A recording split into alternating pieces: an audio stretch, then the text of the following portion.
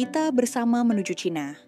Perjalanan dimulai dari dalam pesawat yang mengangkasa menuju Cina. Awan-awan tipis menyambut di balik jendela, mengantar menuju negeri dengan peradaban tua dan teknologi masa depan. Sesampainya di bandara, langkah kaki pertama menjejak tanah Cina. Bandara megah dan sibuk, dipenuhi wajah dari berbagai penjuru dunia. Kita bersama di Cina akan melihat bagaimana kuliner halal saudara Muslim Cina, terus masjid Cina, dan mobil canggih, terus berbagai teknologi yang ada di Cina, bahkan alat-alat militer Cina.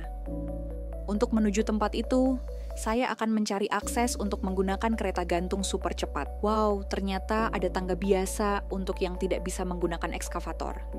Lihatlah, kita diharuskan menyekan barang kita dulu untuk memasuki kereta gantung cepat. Luar biasa keamanannya, patut ditiru di Indonesia. Kita menaiki kereta yang digantung di antara gedung-gedung. Rasanya estetik dan tanpa guncangan sama sekali. Karena ini termasuk kereta cepat. Walaupun Cina adalah salah satu negara dengan pemukiman terbanyak di dunia, tapi di dalam kereta tidak sumpek dan rasanya sangat sejuk. Lihatlah, ini lintasan kereta supersoniknya. Dari dalam kereta bisa melihat keindahan Cina tanpa guncangan sama sekali.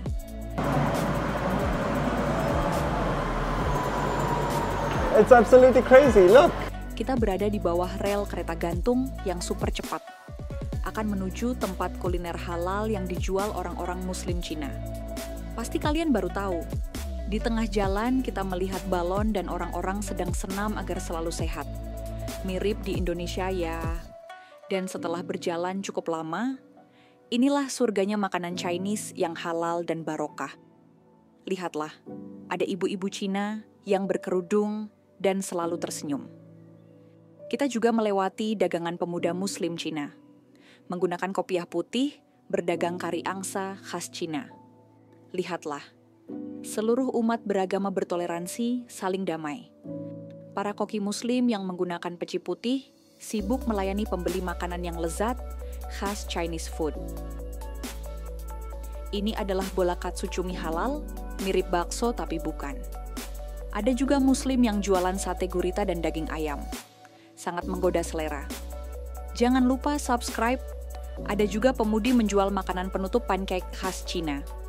Kita berjalan-jalan berkeliling kota, menghampiri ke sini dan ke sana. Lihat ini, ada yang unik, mirip bakpao tetapi berkuah. Dengan tekstur seperti pangsit. Di dalamnya ada campuran daging kambing dan bebek. Kuahnya menggoda dan sangat harum. Saudara Muslim kita sangat ramah saat berjualan.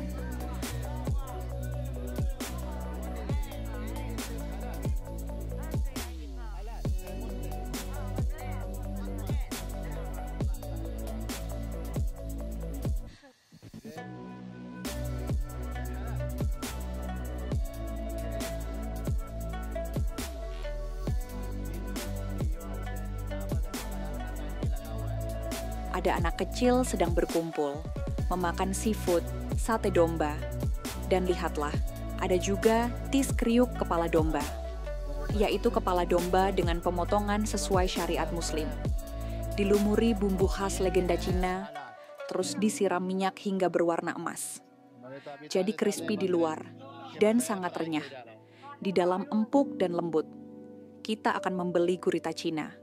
Ternyata kita juga bisa tawar-menawar dulu, walaupun belinya menggunakan barcode. Pemuda Muslim di sini yang dagang sangat muda dan tidak malu untuk berdagang. Setelah itu, kita membeli dagangannya ibu-ibu Muslimah Cina. Kita tambahkan sambal yang banyak. Rasanya delicious, tapi aku nggak tahu ini makanan apa, karena bertuliskan Cina. Lebih dominan ke gurih dan manis. Kira-kira kalian ada yang tahu? Coba jawab di komentar ya, sambil kita berjalan menuju Masjid Cina. Kita pun berjalan menuju Masjid Cina untuk melihat Islam yang berakulturasi budaya dengan Cina. Karena, alhamdulillahnya, di Cina tidak tersusupi Islam garis keras. Ini dia Masjid asli Cina.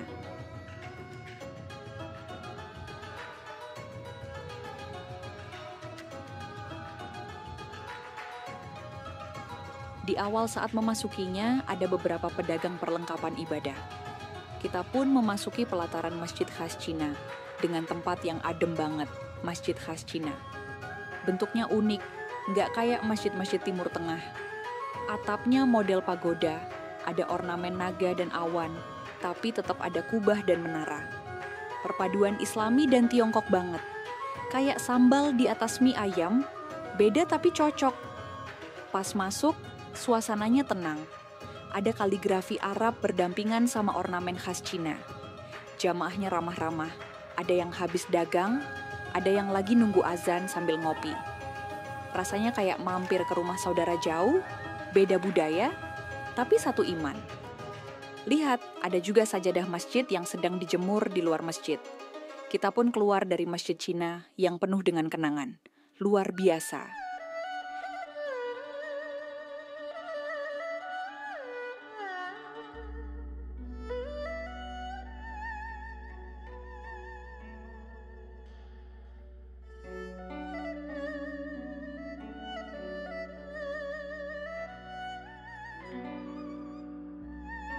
Kita melihat bapak Muslim Chinese yang sedang membakar sate ayam kalkun dan roti panggang. Ini juga ada ibu-ibu Cina yang mirip orang Indonesia, sedang membuat mie secara manual, dengan tangan kosong.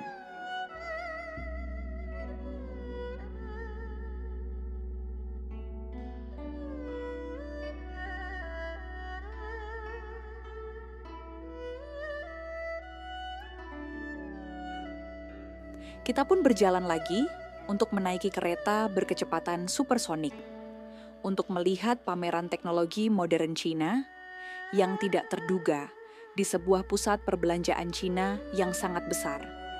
Kita pun memasuki mall Cina yang menyediakan berbagai produk impor dan ekspor. Lihat-lihat, kita langsung disuguhkan robot manusia di antara manusia. Memasuki lebih dalam lagi, ada banyak robot dan manusia. Drone besar pun ada. Menyusuri event ini sangat membingungkan. Diawali dari melihat apa.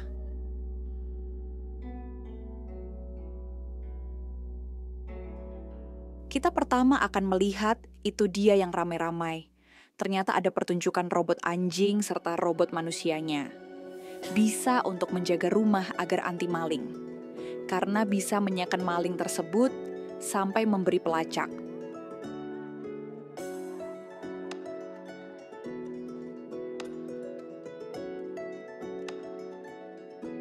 Setelah itu, kita berjalan lagi melihat robot pencuci pakaian dan alat rumah tangga lain. Di sini juga banyak sekali orang yang mengordernya. Kita pun berjalan menuju pertunjukan anjing robot dan robot pembawa barang kemanapun Anda berada.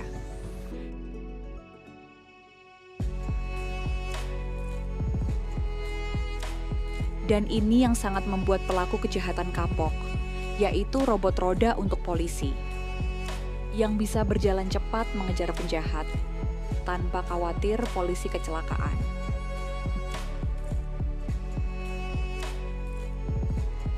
Di sini juga ada mobil mewah yang dikendalikan menggunakan VR saja. Setelah itu, kita ke bagian alat tempur militer Cina. Kita diawali dengan suguhan tank rudal misil dan tank Cina. Ada juga si hitam, pesawat tanpa pilot, yang bisa membagikan bom kapan saja. Ada juga mobil yang membawa misil udara dan helikopter canggih tanpa suara. Setelah itu, kita disuguhkan oleh pesawat pengintai tanpa radar dan pilot. Ada banyak Sultan Arab juga di sini. Mau membeli atau berinvestasi, sepertinya pesawat jet mini dan tank digital amfibi. Berbagai macam tank dan helikopter. Dan ini dia yang paling aku suka, yaitu mobil militer yang dibalut kemewahan.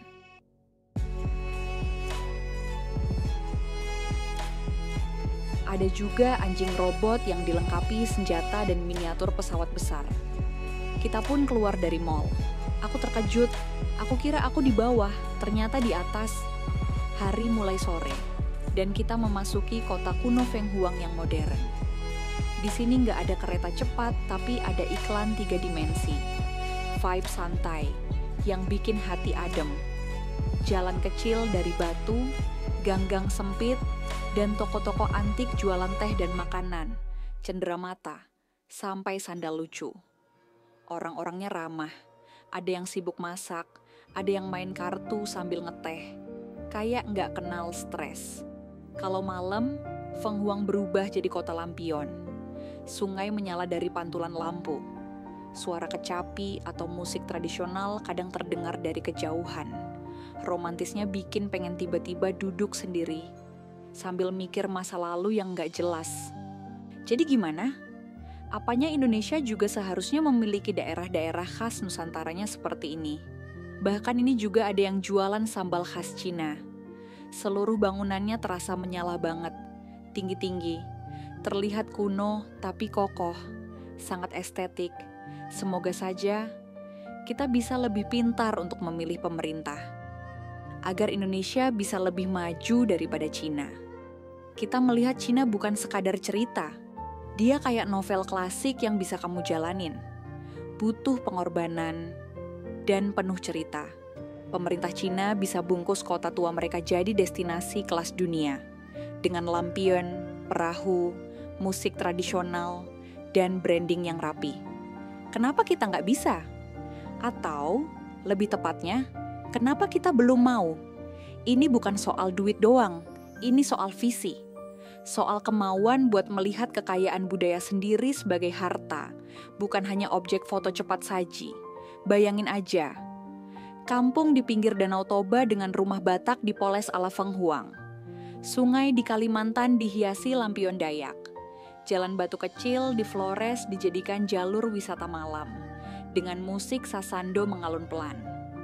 Ini bisa jadi Feng Huang versi Nusantara, dan bisa lebih magis karena kita punya keberagaman yang jauh lebih gila kerennya.